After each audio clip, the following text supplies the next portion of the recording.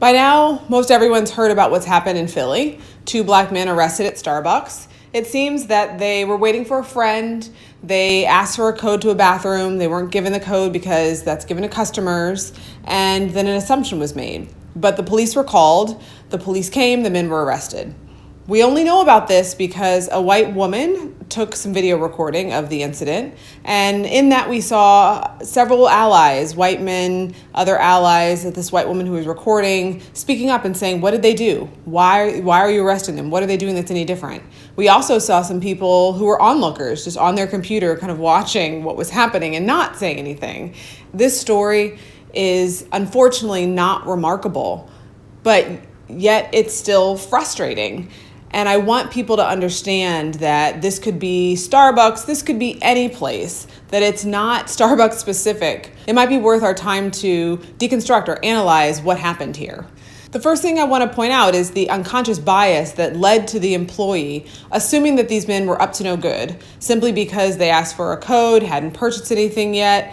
And what I wonder is, about the other people in the Starbucks. Were there other people who also maybe had not yet made a purchase or had made a purchase hours ago, and were they also assumed to be up to no good, and did they have the police called on them?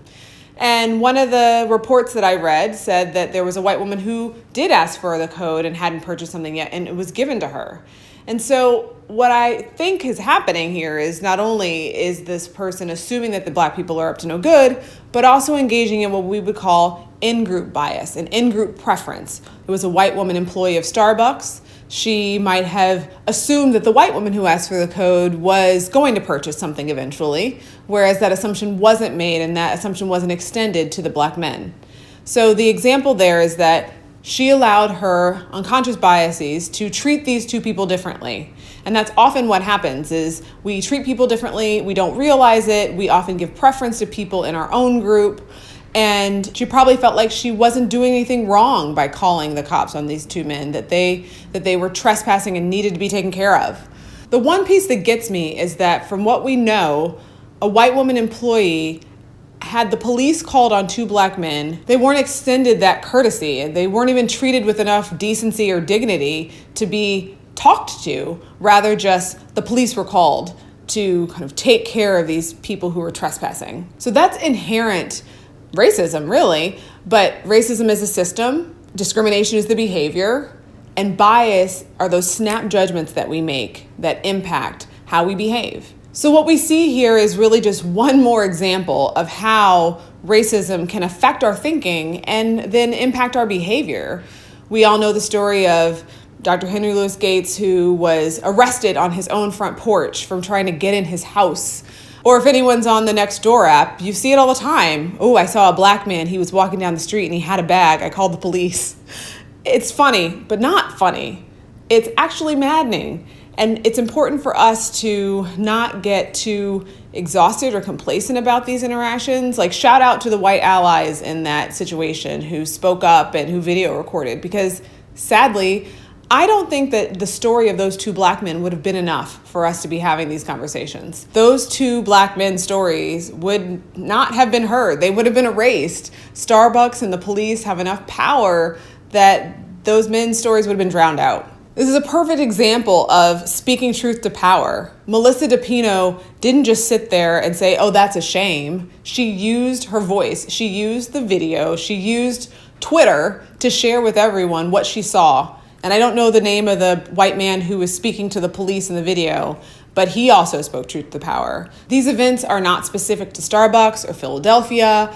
Yes, we have, unfortunately, a police chief who is a black man who's also basically saying, we just did our job.